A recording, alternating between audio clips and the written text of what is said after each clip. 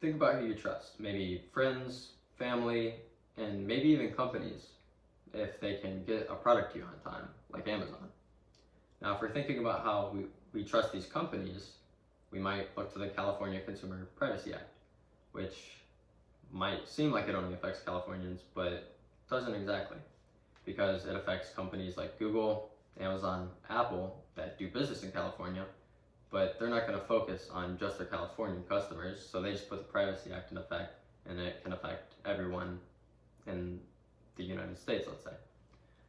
Now, these are the four rights that the Privacy Act gives to the customers of these businesses. Knowing which information you're giving to the companies is understandable, that's fine. Not being discriminated based on that information, fine with that too. But being able to delete information from the company, not a fan of. And being able to opt out of the sale of that information, I also don't think is a good thing. Good policy.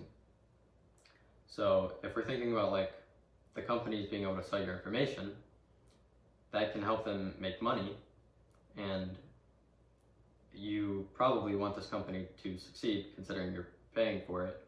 So if you want the company to continue succeeding, then you shouldn't be against them making more money, especially if it's just information that you can probably find elsewhere.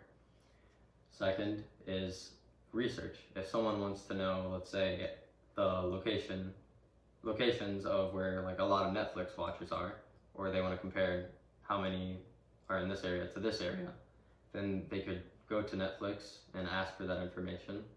But if everyone's deleting their information, like their location from Netflix, then they're not going to be able to get that research, or they could get partial of the research of the people who kept the information, and it could get all wonky and messed up and could lead to misleading conclusions based on the research.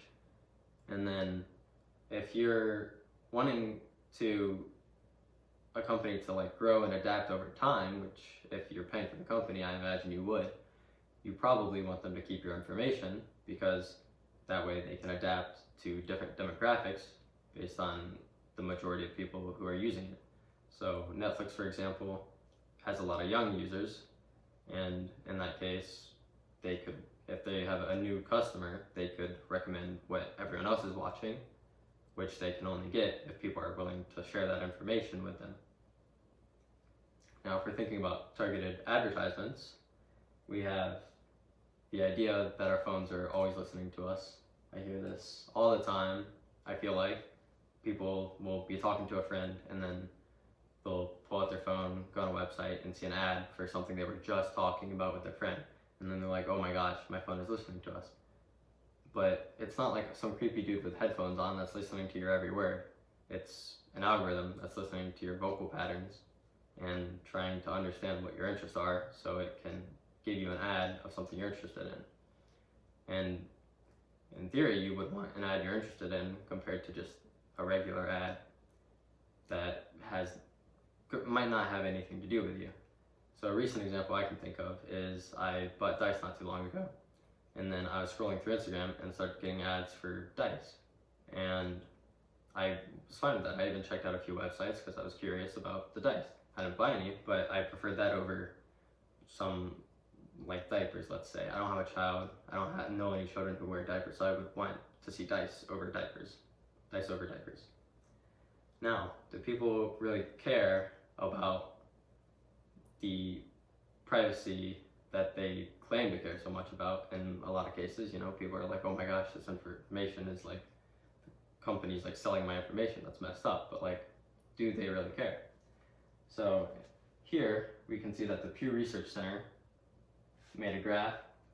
This dark blue basically says that 1/4 of Americans see a privacy policy agreement once a day. And then this other one says that they see it once a week. And that's majority of Americans. So majority of Americans see a privacy policy agreement at least once a week, which is pretty often to be like agreeing to a privacy policy. Especially like you're on your phone all the time, they're gonna come up. Now, this graph right here, also by the Pew Research Center, same article.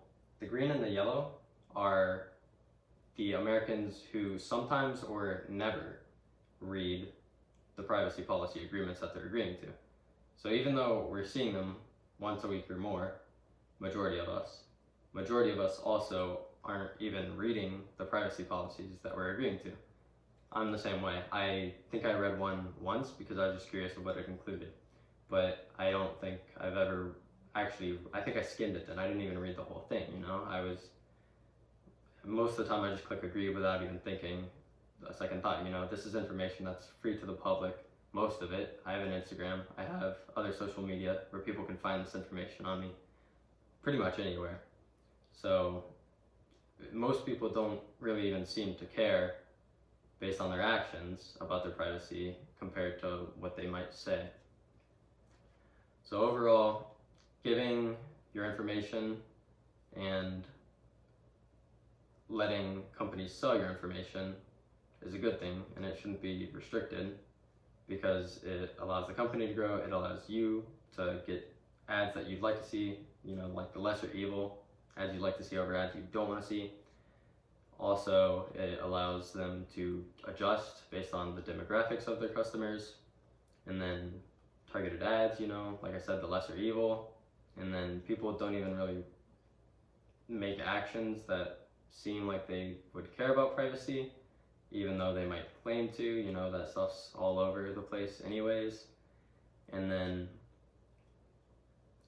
so like, really, when it comes to friends and family who you can tell this information to, and they might gossip about it depending on how close they are to you and how much they like you, or a company who's going to use this information to help you and others, who do you really trust?